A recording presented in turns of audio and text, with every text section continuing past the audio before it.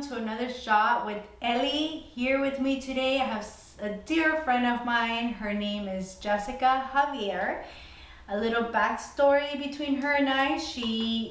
I've known her for about maybe 13 years, I want to say, 12 years, 12 and a half years. Yes. Known her for quite some time. She is a teacher now for elementary. And I want to say thank you for being with me here today. Thanks for having me. And as you might not know this, but our little tradition that we have going here is that we take a shot. Okay. So are you ready? I am ready. We made some Peruvian drink that I like. It's wine with passion fruit. So that's what we're going to be cheering to, some wine and passion fruit. We got regular wine. It's pretty inexpensive. Cheers. Salud. Thank you for being here, Jessica. Thank you for having me. So refreshing. Really good. It's good, right? For this hot day, yeah. Yeah. So how are you? Good. I'm doing good. Life with a newborn is really fun. Yeah. So, you guys don't know this, but she is a mommy of 4. Yes. So, for those that don't know, Jessica, she's a teacher. It hasn't been easy, right? It hasn't been an easy road. It's been a long and challenging road, but with everything, you eventually get there with hard work. So. Oh. Tell us a little bit of your childhood. How was your childhood growing up? So growing up, I'm in a family of 2. My brother and I. He's my older brother and I. My mom was a single parent, so that itself was already challenging for us and for her. She did juggle between 2 jobs, trying to raise us on her own. Luckily, we always had a roof and food over in our house, so that was never an issue. Growing up was, I would say, your typical kid, going to school, having friends. I was involved in some sports, running, a little bit of soccer. I'm not the greatest soccer player, but it was just for conditioning when it was in running season. So I can't say that I'm like a pro. And then, I was in 12th grade and I said, okay, well, what's going to happen here? Am I going to go to college? Am I going to work? What's the deal? So then I remember having a college course class. I don't remember the title of it, but it was like college driven. So you had a counselor and then, she would help you with choosing career paths. So I always knew I wanted to work with kids, but I never knew in what field. So then I started researching, and then she helped me, figure out career paths. So then I ended up with, thinking, okay, maybe I can go into teaching, that's something I can do. So originally I wanted to become a general education teacher, and then eventually I became a special ed teacher. So let me rewind before I get to why I chose that. So right off of high school, I went to Santa Monica Community College for a few years. So at the beginning, I wasn't taking my school very seriously. I would, get incompletes. I would get really bad grades just because I wasn't focused. I wasn't dedicating time to school like you should. And so that took a little bit of time to get to that point. And then I had a daughter at 20. So that was a little bit of a bump too, because I prioritized my kid before school. And I didn't know how to balance the two, having to go to school, working, and with your as a new mom. So my mom was always there to help, to provide the support. And then, long story short, I became a part-time student at Santa Monica. And then the drive was killing me because I lived in South LA, so that was a terrible drive. The Santa Monica freeway was always busy. So that was a discouragement, having to drive that far, leaving my daughter, not spending enough time with her. So then I decided to transfer to ELAC. And once I transferred, I got my act together. I said, okay, this is it. I have to finish. I have my daughter. The longer I take, the less time I spend with her. So So then eventually I, got it together. I started taking my courses that I needed, and at this point I already knew I wanted to be a teacher. So then I started taking the course requirements that I needed in order to transfer and to follow that teaching path. So once I completed my AA, my associates, I transferred to Dominguez Hills. And the reason I transferred to Dominguez was because, I heard, oh, they have a good credential program, blah, blah, blah, blah. But my goal was to go to Cal State Long Beach.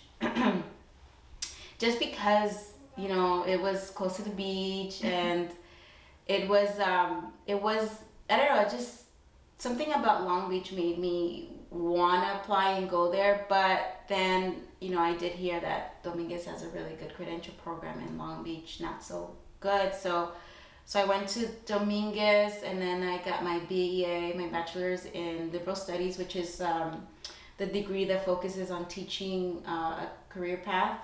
So in that, I got my BA. And then at this point, I was working as a not as a special ed assistant, as a TA, a teacher assistant. So I was doing that for maybe 5 years, throughout the time that I was going to school. So then eventually, I got my bachelor's, and maybe a couple of years before I got my bachelor's, maybe a year or two,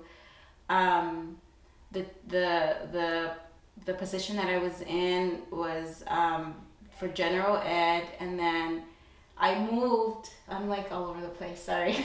No, you're fine. I moved to Torrance, and so at that I couldn't do the rate that I was getting paid as a general education assistant. So then I moved into special ed TA. My principal offered me that position, which is a little bit more.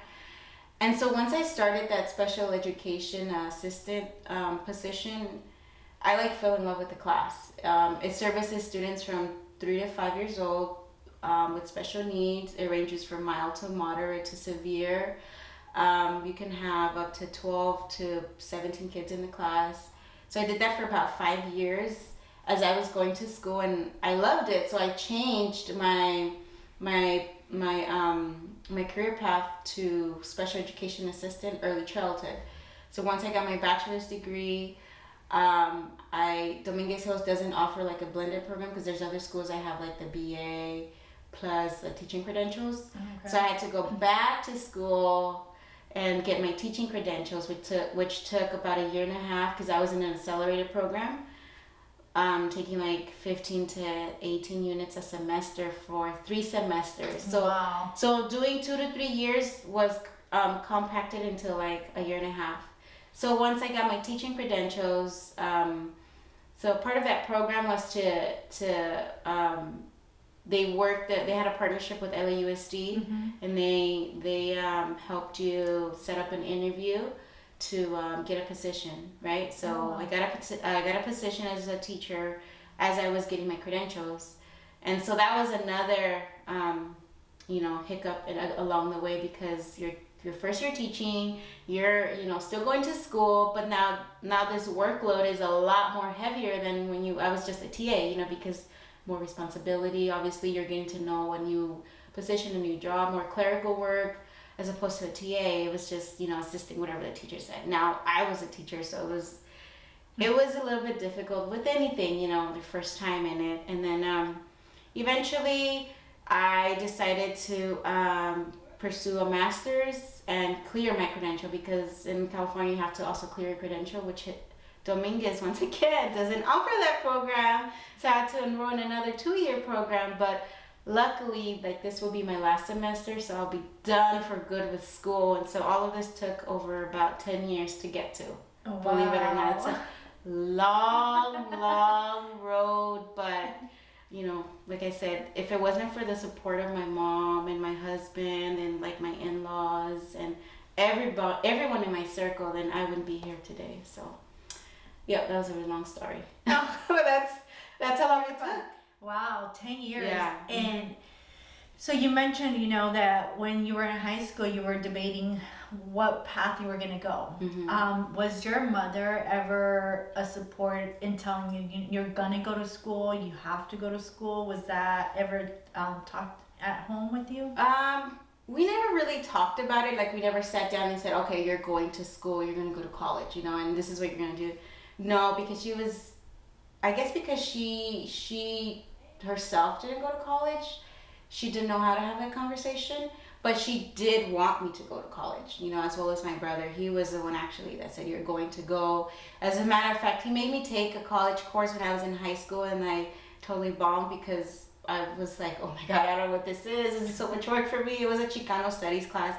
I did learn a lot, but I never did the work. I was never ready for that course, college course, you know, material that was pretty heavy. And then, you know, as a consequence, I had to take that course again. But yeah, I knew I had to go to college, but I just never knew where or what to do. So, but eventually, you know, I figured it out. So where are you doing your master's now? Because I know you said that Dominguez Hills. Oh, you're at Dominguez Yeah, Hills? I'm still there. Yeah. I thought they didn't offer the program that you need. Well, they didn't offer the credential and the bachelor's degree. So together, so then, so you get your master's, then you have to get your credential, and then once you're done with your credential, you have to clear your credential, which is like another 2 years. So, so I said, you know, I might as well get a master's because you can do master's and clear your credential in 2 years. So I just did it, and it's all like under 6 units, under 9 units, so it's considered part-time. So if I were gonna take one class, I'm paying the same as if I'm taking 2 classes, so I might as well take, you know, both. Oh, okay. Yeah, that's how I see it. Okay. So make it worth it. So, teaching. What do you say is the most difficult part on a day-to-day with teaching? I know that right now with COVID and everything happening, teaching became from home. Mm-hmm. But when you were in a regular classroom setting, what would you say would be the most difficult part? So it depends on the class environment and the parents that you have and the type of students that you have. So there's some years that can be a little bit more challenging than others. So, you know, it can range from student behavior to academic challenges that they might have, to parents not really knowing like the IEP process, or, you know, wanting more help, or to parents that are still struggling with, you know, the new identification of, you know, their child, because some of these parents are first-time parents and they don't have any experience. Also dealing with like staff and inclusion, like that's a big thing for us, you know, special education teachers, is we want our kids to be included. And some general education teachers don't agree to it for many reasons. So it just, you know, a little bit of everything in it. But for the most part, I think it has a lot to do with how am I going to meet my students? How am I going to help my student meet their academic goals? Okay. You know? Because they're all different, you know, they're all like in different levels. They're 3, 4, and 5 years old. So you have to pretty much like individualize instruction for each one of them. It's not like as a whole, you know. Oh, okay. Yeah. Would you say that the parents, dealing with the parents, would be the most challenging part? Because I know I have other friends that are also teachers, Mm-hmm. and that's like the first thing they say is like dealing with the parents is more difficult than dealing with the child. What do you have to say about that? Yeah, I mean that's true. But again, you know, it depends on the type of class environment and the students you have, because I've had great parents, you know, they're there for their kids, whatever they can help me with their child that they need, that they, you know, they can supplement at home. They'll do it. They're more than willing to do anything I ask them to help me with. And then you have those parents that don't want to participate, that don't want to get involved, that don't want to do anything extra, that are a little too demanding and don't understand that, you know, you can't do certain things because of a lot of legalities. Like in special ed, there's a lot of things that legalities, like I said, that they want or they need or they can't get. So stuff like that. But I mean, luckily I haven't had too many issues with parents at this point, and I think that's because I tried to develop a relationship with them. You know, like whatever you need, let me know. You know, I try to establish an open communication with them, because I understand it's difficult. You know, and not only is it difficult being a parent, it's difficult when you have a child with special needs. And at the end of the day, they're just trying to do their best to help their child, so I understand that, and I'm here to help them, to help their child, because that's why I came into special education, because I want my students to be as successful as their typical peers. I don't want them to be labeled or seen different. I want them to be included. So, and I know that's what the parents want too. Right. So that's why I try to be understanding. But I mean, at the same time, like with distance learning, you'll have some parents that go above and beyond. Like for instance, I have a parent, new student. She works graveyard shift, and she wakes up at 8 to get her kids ready for for distance learning. She has two kids. One is my student, the other one's in 2nd grade. So with my student, she has to sit with him, and she wakes up early, so she gets no sleep. She gets home, she sets them up. My class is like 2 hours on and off, and I'm not sure how long her daughter's class is, but she sits with her child through the whole thing. And then you have another parent that says, oh, I can't log in today, I can't do this work at home, I can't do this, I can't do that.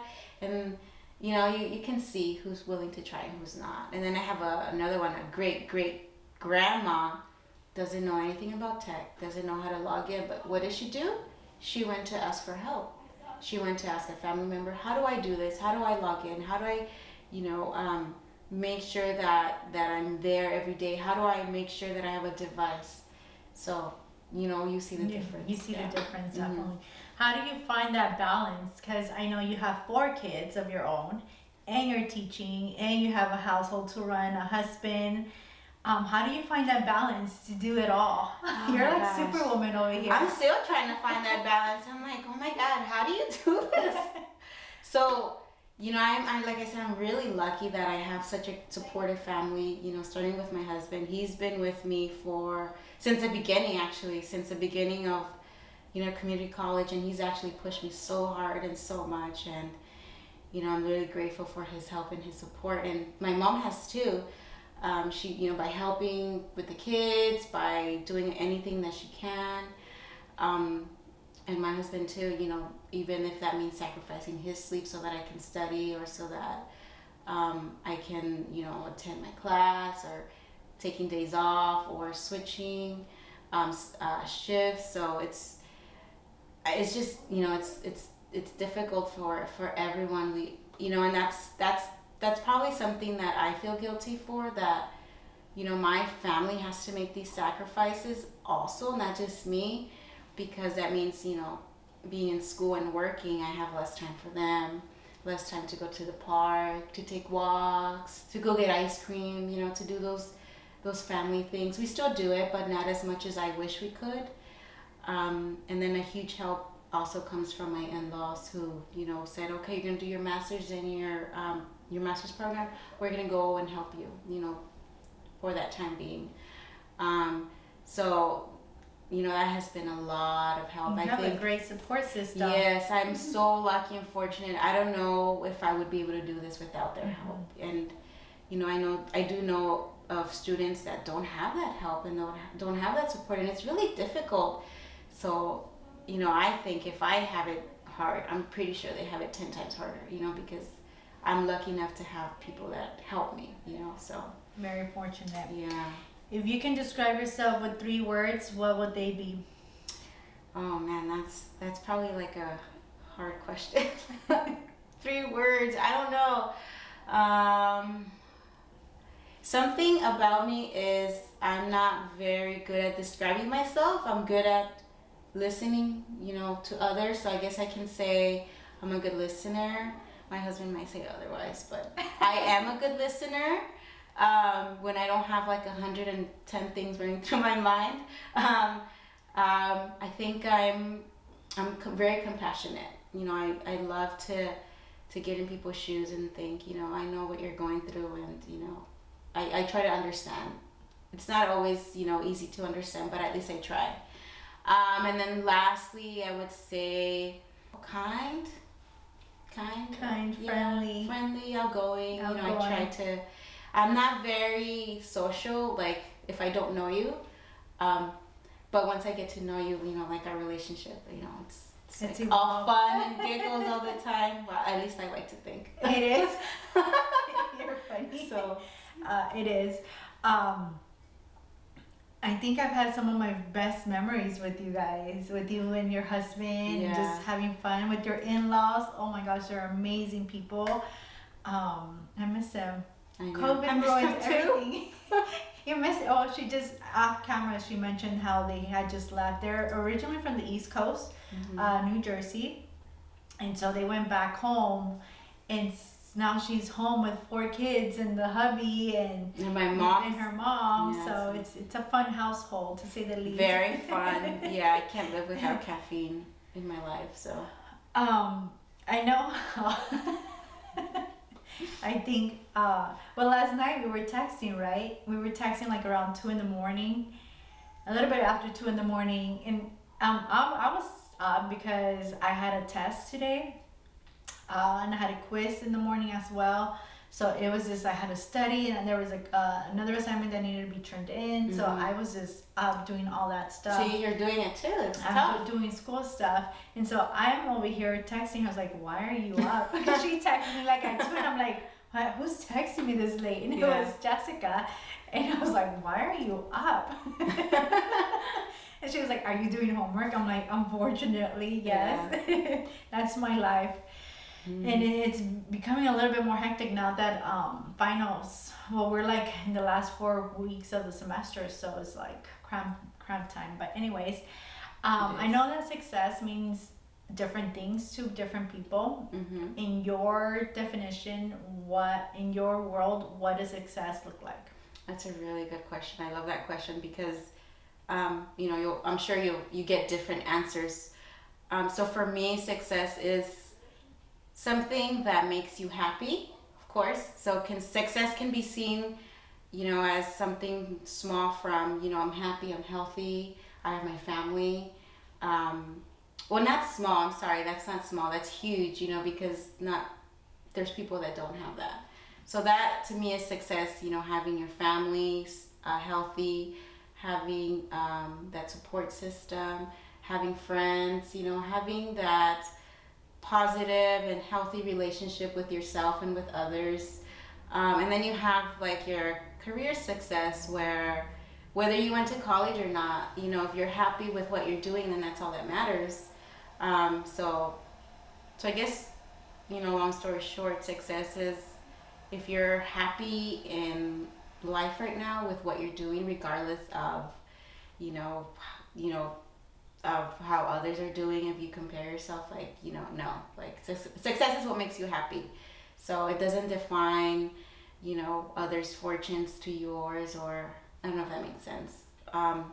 But whatever makes you happy in whatever position you're in, and knowing that it took you so much time and work and dedication to get to where you are.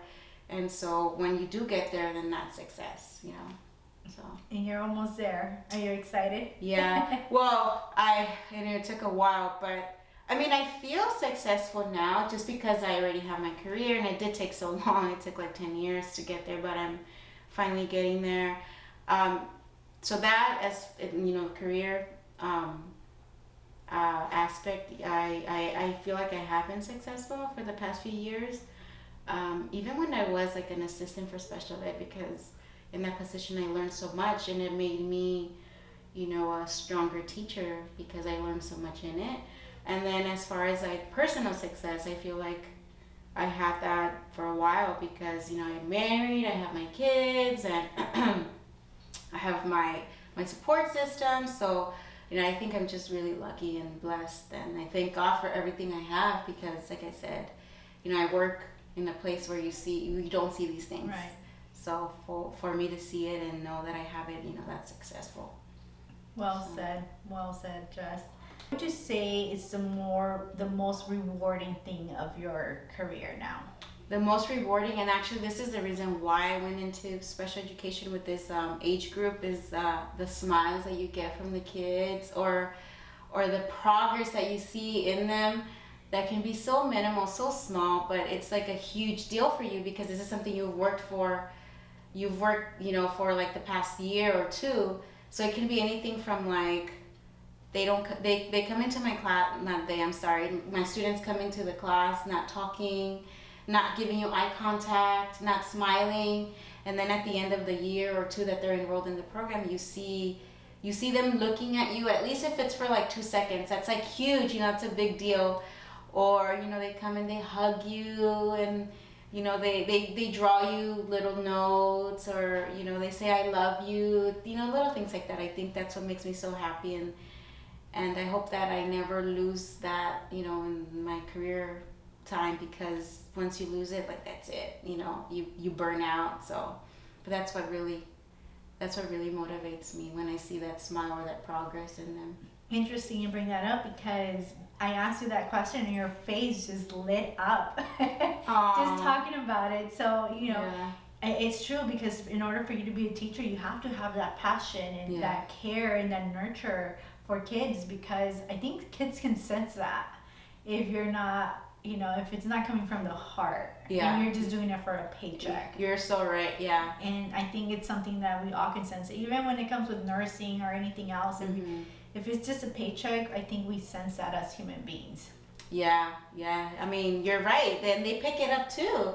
So, like, if you're upset or you're not having a good day, they know. They start, losing it. They start acting up. And then when you're sincere and you're nurturing, and they feel safe, they feel comfortable. And, like you said, yeah, you're right. If you can go back 10 years and give yourself advice from what you know now to your 10 years ago self, what would it be?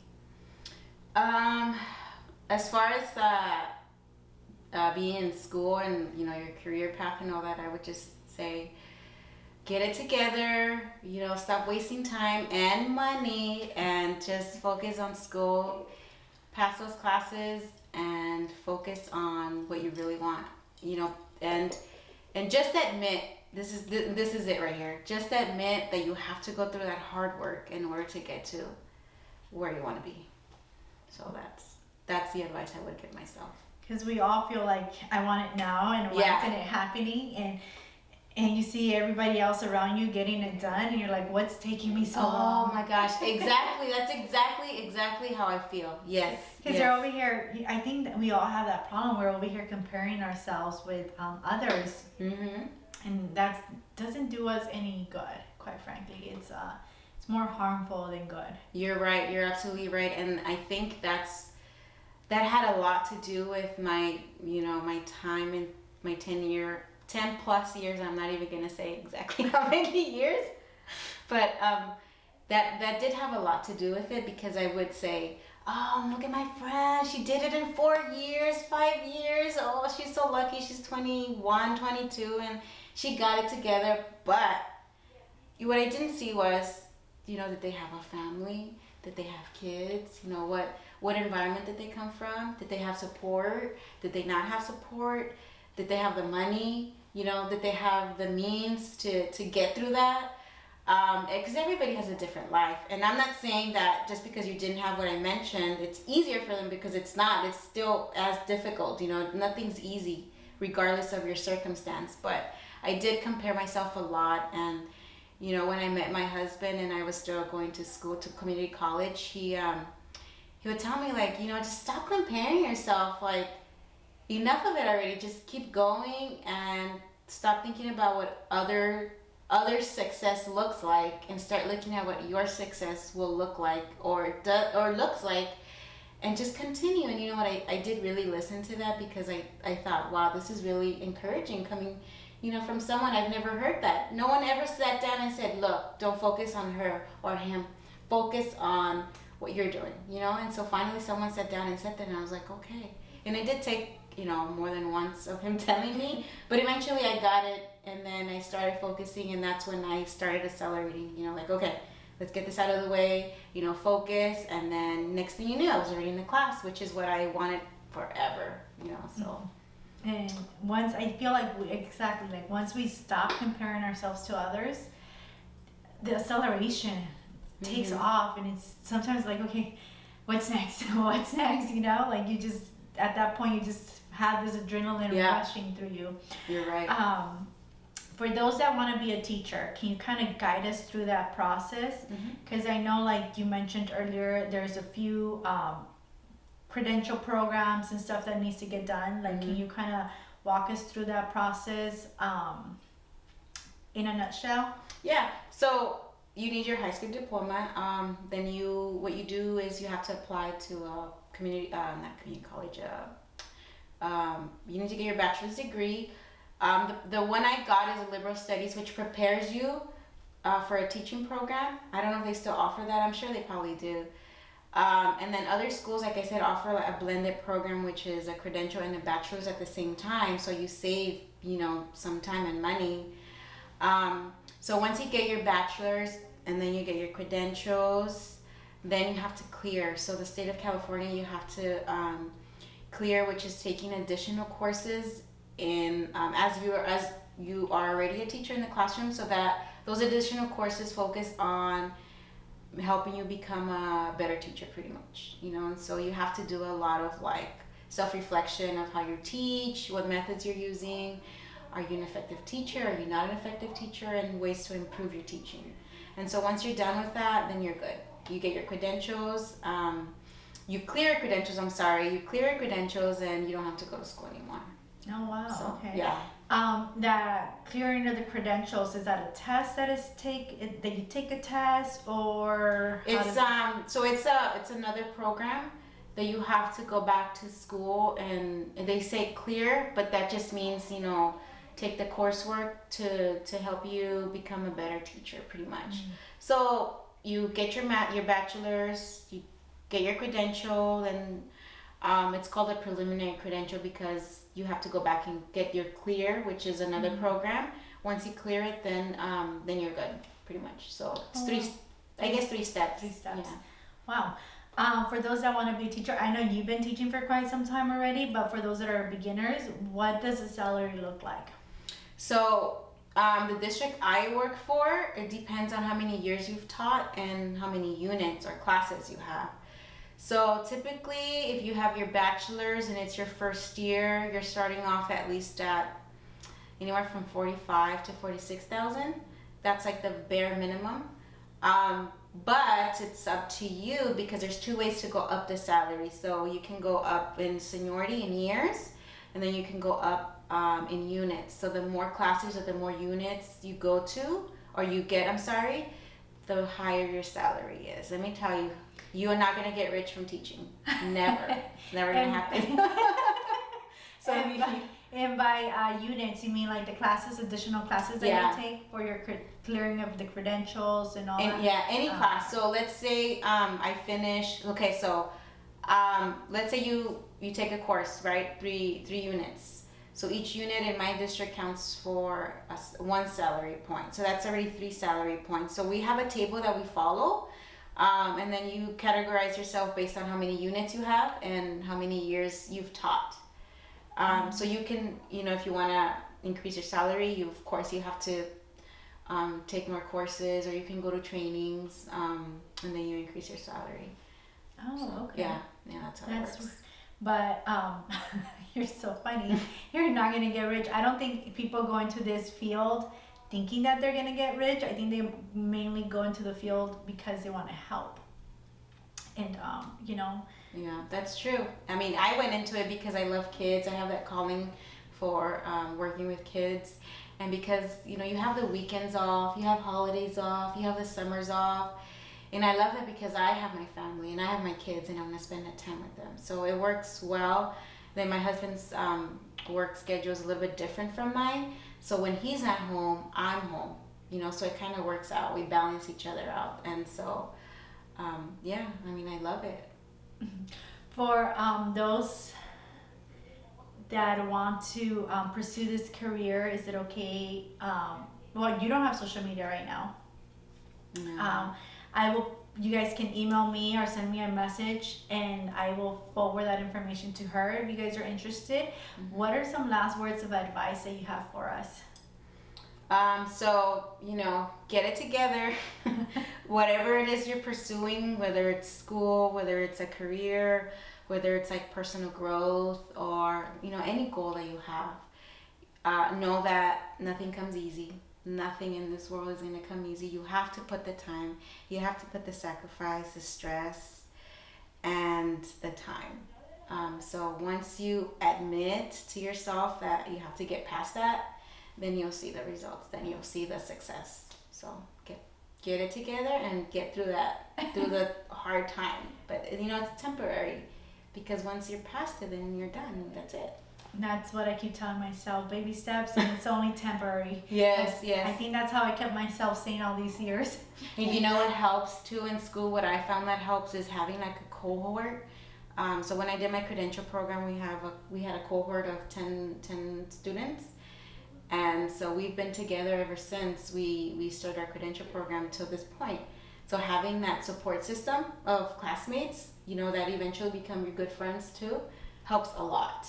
Like, you talk to each other, you say, you distress with each other, you tell each other your problems, and you understand each other because you're going through it, Yeah. So that helps a lot too.